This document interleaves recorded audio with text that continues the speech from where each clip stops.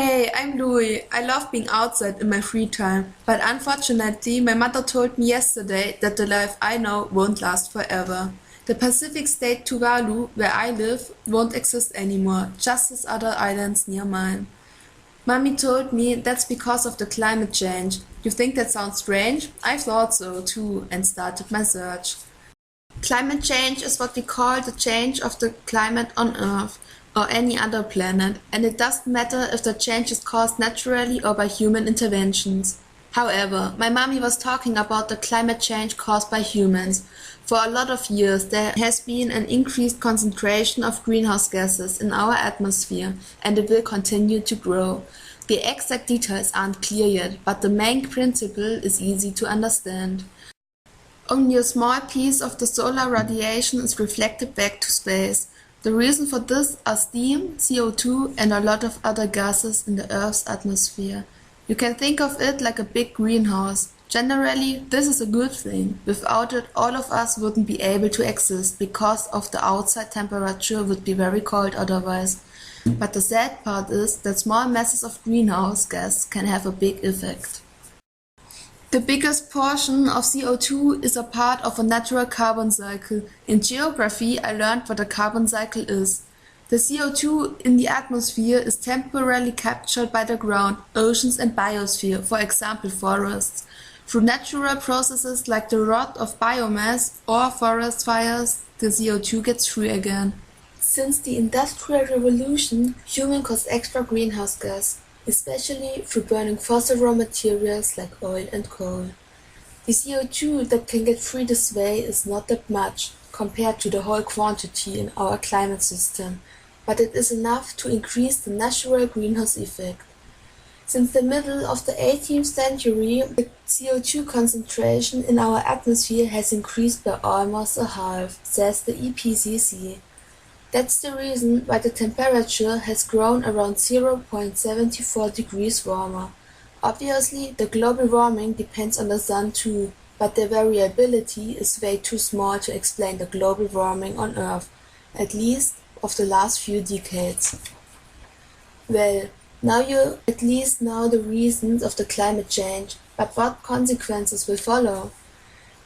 As I've already told you, climate change means the change of the climate, but change does not only mean that the average temperature will warm around 0.74 degrees on Earth, because climate is not weather, climate is the cause of weather in a specific place, and this is what is changing. An example from May 2010 in Germany. In this year it was way colder than usual. The average temperature in Germany was around 10.5 degrees. So you could think climate change is not that bad, but you have to look at our whole planet. The average global temperature this month was much warmer. The climate has different consequences worldwide. In some countries it will get hotter, in some colder, some get wetter, others more dry. In the end we can say the number of extreme weather conditions increase. This includes heavy rain and long dry periods, changes you can already see today. The temperature in the oceans increase, so storms arise more easily.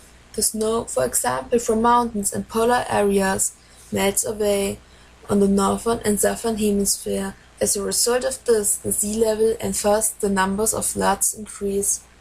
The rising sea level affects me and all the other inhabitants of islands. So far, the ocean has already risen 17 centimeters, and we already have to fight a lot with this small height. The prediction is that the sea level will rise 1 additional meter in this century. Some scientists even say more than that, because we may have forgotten to calculate some factors. No matter what, my island Tuvalu will be almost completely covered by the ocean.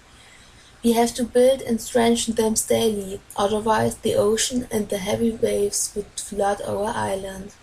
But the way we do it now cannot last forever. Someday my island, our completely country, and a lot of other ones will no longer exist.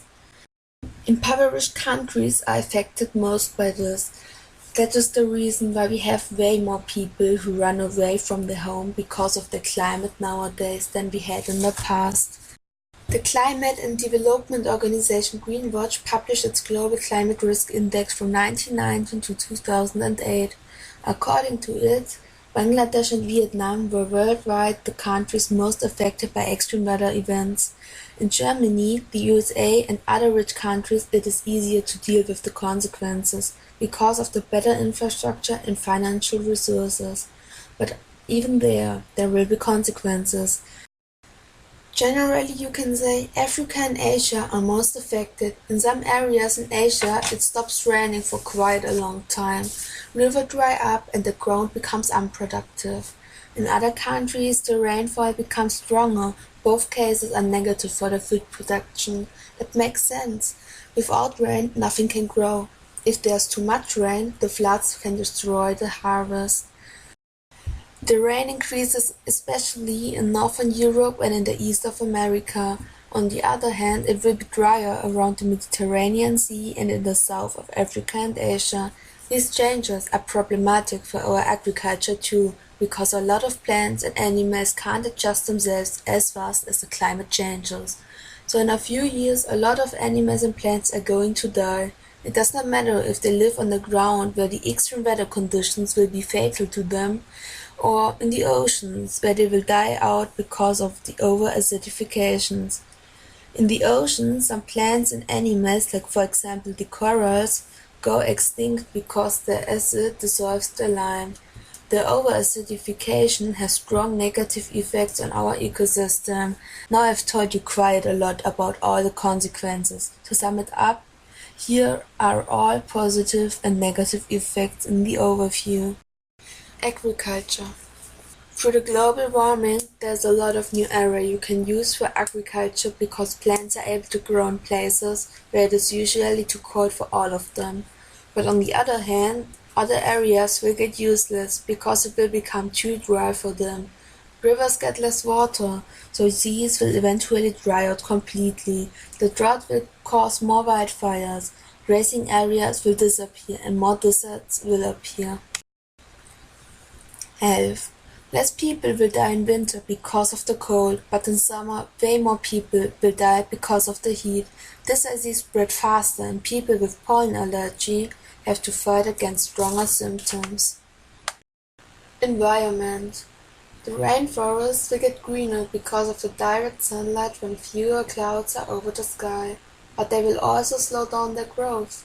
So they will lower the productivity of the photosynthesis and in the end they will produce less oxygen. A lot of plants and animals will die because of the reduction of the living space and the changing conditions they cannot get used to. Over-acidification of the oceans. When the oceans absorb the CO2, it lowers the climate change in a small way. But the absorption will make the oceans get sourer, so it has a negative effect on the marine ecosystem. The growth of plankton slows down or will be completely stopped, so the carbon cycle will be interrupted. Glacier melt. This has no positive aspects. Negative ones are really bad too. 1/6 of the whole population on Earth depends on the water melting of the mountains. When one day there's no snow anymore on the mountains, then they have no water anymore. Economy. The fishing industry in Greenland will rise. Sadly, the complete economy of the poor countries bears for the losses, and all of us have to pay billions of dollars to repair the damages on the public infrastructure caused by storms, floods, etc. But what can a single person do for the climate protection in his or her daily life? Hi Louis, I'm Sarah and I can answer your question very well. Small things like riding a bike or walking for short distances or taking public transport, for example the bus, for long distances can be a relief for our environment. Big as well as little changes in our diet like eating less or no meat can be good for our environment too. Of course, the place where our food comes from plays also an important role. Products from our region and even better bioproducts do not have a long transportation route compared to other ones from countries all over the world. For example, because of the transport with the plane, 100 grams of asparagus from Chile have an CO2 output of 1.7 kg. In contrast, 100 grams of asparagus from Germany only have an output of 60 grams. Generally, you can say that buying not only food consciously benefits the environment and also our health. The settings of the radiators in our houses should be reviewed once more too. If you turn down the radiators for only 1 degree, the CO2 output will be annually 350 kg less in a household of 4 people. The change of conventional electric light bulbs to LEDs can have a huge impact on our own interest and environment, because LEDs use up to 90% less energy than the other ones. Apart from saving electricity through turning off unused lights, it is also important to avoid the standby mode. 300 kg of CO2 will be saved if one household does not use this mode at all. Usual things like waste sorting, returnable shopping bags, and recycled paper are getting more popular for the normal consumer. The general avoidance of waste is not a lot of work for us, but an important point for the environment, because plastic waste is proven to be a huge problem. The very fact that buying bigger bottles or refill packs for other products could help makes it easier for all of us to do small steps in the right direction. But keeping down your CO2 output is not a job for one person alone. It actually concerns people from all over the world. Therefore, the United Arab Emirates, a smaller country in the Middle East, which got very rich through the sale of oil, helps climate protection with a huge project. In the state Abu Dhabi, a future city is planned to come into being, which uses renewable energies that only create the energy really needed. Another goal of the city is that it should have a CO2 output that is as low as possible. I'm talking about Masdar City, or the building project Masdar, which is Arabic for source or origin. This eco-city will have green buildings, clean traffic, and renewable energies through a unique and sustained urban development. Masdar is a prototype and a testing area at the same time, because planning processes and the land development are completely new concepts. After 2 years of planning, the construction started in February 2008. The city, planned to be 6 square kilometers big and have 40,000 inhabitants, will be the destination of 50,000 commuters. The state Abu Dhabi gave the Foster and partners from London and the Masdar Initiative the task of building the city with $22 billion. However, the architects got less money because of the banking crisis in 2008 and 2009. Of course, the planning and the construction is supported by researchers and architects from all over the world. The biggest challenge they have to cope with is the subtropical and dry climate. Hot summers without any rain, mild winters with isolated days of rain, and strong sandstorms are typical climate terms there they want to use efficiently. Thus, the planners especially rely on solar and wind energy, and on the generation of energy of waste and remnants, which is called the waste-to-energy concept. They also remember to build Masdar City emission-free if possible. The movement of the daily life in the future city will differ from ours.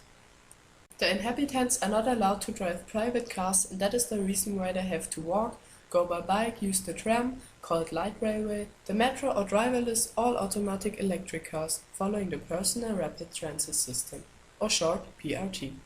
In contrast to our urban development, oil and gas for the generation of energy, waste disposal sites for the waste disposal, and fossil fuels for the transport must not be used.